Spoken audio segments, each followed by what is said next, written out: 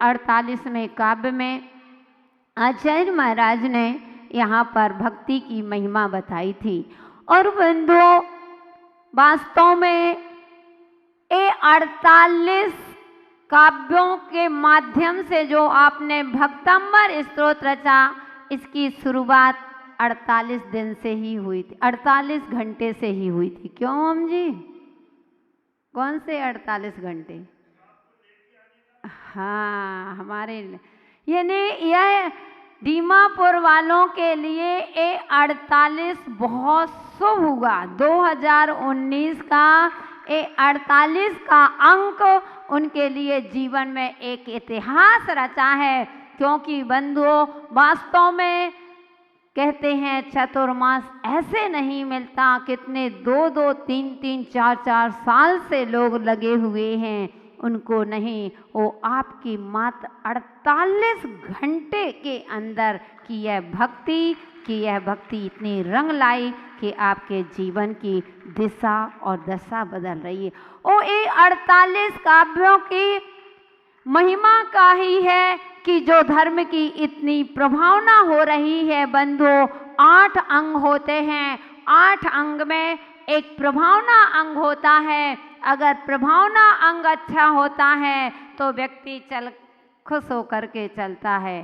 कहते हैं आपके बेटा बेटी कोई गलत कार्य कर लेते हैं तो सिर झुक जाता कि नहीं? फिर आप मस्तक उठाकर, क्योंकि धर्म प्रभावना, जो प्रभावना अंग है उसको उत्तमांग की उपमा दी है। मस्तिष्क के लिए प्रभावना 8 अंग होते हैं, तो इसमें प्रभावना अंग मस्तिष्क के लिए कहा है। जब प्रभावना होती है तो खुश होकर के अभी भी जो भी आते हैं, दीमापुर का नाम सभी जगह है और सभी लोग तारीफ करते हैं। तो जितनी तारीफ वो करते उतने लोग आप लोग खुश हो जाते हो। क्यों होगा? प्रभावना से तो होगा। कोई व्यक्ति विशेष तो हो नहीं रही कि किसी व्यक्ति विशेष की प्रभावना हो रही है। बंधु, ये धर्म की प्रभावना है और धर्म की प्रभावना सुनकर के जो सम्यक दृष्टि जीव होते हैं तो वह खुश हो जाते हैं। तो मुझे 48 काव्य, तो आज मुझे 48 घंटे की याद आ गई कि यह 48 घंटे का चतुर्मास तो हमने 24 वर्ष में, 25 वर्ष में पहली बार किया है। 48 घंटे की क्या कहते तैयारी और 48 घंटे का पुरुषार्थ आपके जीवन में बहुत ऊंचाइयों को पहुंचाएगा। बंधु, तो चलते हैं अंतिम काव्य स्तोत्र सृजम तव जिनेन्द्र गुणैर्निबद्धाम भक्त्या मया विविध वर्ण विचित्र पुष्पाम धत्ते जनो या इह कंठ गता मजस्रम तम मानतुंग मवसा समुपैत लक्ष्मी स्त्रोस्रजं तव जिनेन्द्र गुणैर्निबद्धाम्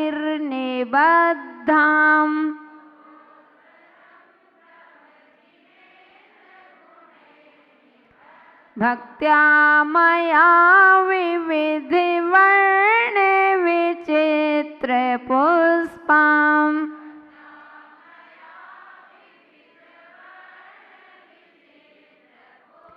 धत्ते जनो यइह कंठे गता मजस्रम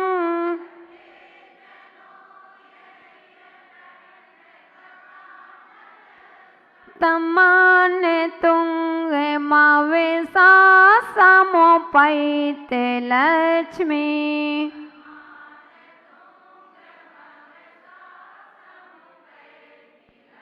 एक बार मिल करके पढ़ेंगे। स्तोत्र सृजं तव जिनेन्द्र गुणैर्निबद्धां भक्त्या मया विविध वर्ण विचित्र पुष्पा धत्ते जनो यइह कंठ गता मजस्रम तम्मान्य तुंग मावेसा समुपैत लक्ष्मी तमान तुंगे मावेसा समुपैत लक्ष्मी। यहाँ कह रहे हैं यह माने इस श्लोक में भक्त्या भक्ति पूर्वक जिनेन्द्र, हे जिनेन्द्र, मया यानी मेरे द्वारा, तो माने आपके गुणै यानी गुणों से निबद्धाम रची हुई, विविध यानी नाना, वर्ण यानी अक्षर ही है, विचित्र यानी रंग बिरंगे, पुष्पाम पुष्प जिसमें ऐसे स्त्रोसृजम यानी स्तुति रूपी माला को, या जना जो मनुष्य अजस्रम यानी निरंतर, कंठगताम कंठ से, धत्ते यानी धारण करता है, याद करता है, तम माने उस, मान तुंग यानी स्वामी स्वाभिमानी अथवा मान तुंग पुरुष को अवसा विवश होकर लक्ष्मी सर्व प्रकार की लौकिक और पारलौकिक लक्ष्मी समुपैति प्राप्त हो जाती है। कह रहे हैं जिनेन्द्र, नाना रुचि अलंकार पुष्पों से गूथा गया आपका यह पावन स्तोत्र जो व्यक्ति हमेशा भक्ति पूर्वक पढ़ता है, गाता है, याद करता है, उसे नियम से, ध्यान रखना क्या कह दिया, नियम से भविष्य में मोक्ष लक्ष्मी की प्राप्ति होती है। जब मोक्ष लक्ष्मी की प्राप्ति होगी तो लौकिक तो अपने आप मिलेंगे। हमने कहा था कि आप भूसा मांगते हो, भूसा ही तो बोलते हो उसके गेहूं को, गेहूं की छिप फूल की क्या बोले हैं, भूसा ही बोलते हैं। बहुत सारी भाषा अच्छी है यहाँ भी यानी भूसा मांगते हो। अरे भूसा क्या मांगना, अगर मांगना है तो गेहूं मांगो, गेहूं मिलेंगे, तो भूसा तो बिना मांगे ही मिलना है। ऐसे ही बंदो अगर मांगना है तो भगवान से मोक्ष मांगो कि हे भगवान मुझे मोक्ष लक्ष्मी की प्राप्ति हो। जब मोक्ष लक्ष्मी की प्राप्ति होगी तो जे स्वर्ग आदि लक्ष्मी धन संपत्ति लौकिक ये तो बीच के स्टेशन है, ये नहीं भी चाहो तो भी मिलना है, नहीं भी चाहोगे तो भी मिलना है। बंधुओं ये विशेषता होती है, अगर आपको बेंगलोर जाना है तो बीच के स्टेशन तो अपने आप मिलेंगे, नहीं भी चाहो तो मिलेंगे। ऐसे अगर हमने मोक्ष मांग लिया तो बंधुओं लौकिक सामग्री अपने आप मिलेंगी, लेकिन आपसे मांगते भी नहीं बनता। क्या मांगा, जिसके पास कहते हैं कि दुकानदार के पास अगर कोई खड़ा हुआ है, कोई दान तुमको देने वाला है, कुछ में बहुत कुछ एक नौकर होता है, वो मालिक खुश हो जाता है, वह कहता है कि मांगो क्या चाहिए। अगर तुमने मांग लिया तो बंधु मांगते नहीं बना। आपने कहा कि मैं तो 500 रुपये लूँगा, 500 रुपये रोज़ लूँगा, वह 500 पकड़ा देता है। वह कहता है कि अरे मैं तो सोच रहा था तुमको 1000 रुपये रोज दूंगा, लेकिन तुमने 500 ही मांगे, लो 500 पकड़ो। तो ऐसे ही बंधो हमें भक्ति के माध्यम से बहुत कुछ मिल सकता है, लेकिन बस हमसे मांगते नहीं बनता। हमने कहा था मांगना तो उसके समान जिसके पैसा भी नहीं, बच्चे भी नहीं, और माँ अंधी है तो वह भक्त की भक्ति देख करके एक देवी पूछती है कि हे भक्त क्या चाहिए, लेकिन एक बार मांगना। उसने कहा कल मांगूंगा। पत्नी कहती है कि बच्चा मांगो। माँ कहती है बेटा मेरे लिए आँख मांग ले। और तो वह तो बनिया था, वह सोच रहा था कि पूंछ किसकी है, पैसों की। देखो कितनी जल्दी आवाज आई कि आज दुनिया में बोल वाला है तो पैसे का, तू क्या बोले बापू तेरा पैसा डोले रे। कि पैसा की पूछ है तो उसने, वह बनिया था, वह चाह रहा था, उसने सबकी बातों को गौर करके और फिर उसने अपनी बनिया बुद्धि लगाई, लेकिन दिमाग से लगाया और देवी से कहा कि हे देवी, अगर तू मेरी भक्ति से प्रसन्न है और मुझे वर ही देना चाहती है तो मैं मांग रहा हूँ। उसने कहा एक वर मांगना। वह कहता है कि मैं एक ही वर मांगूंगा।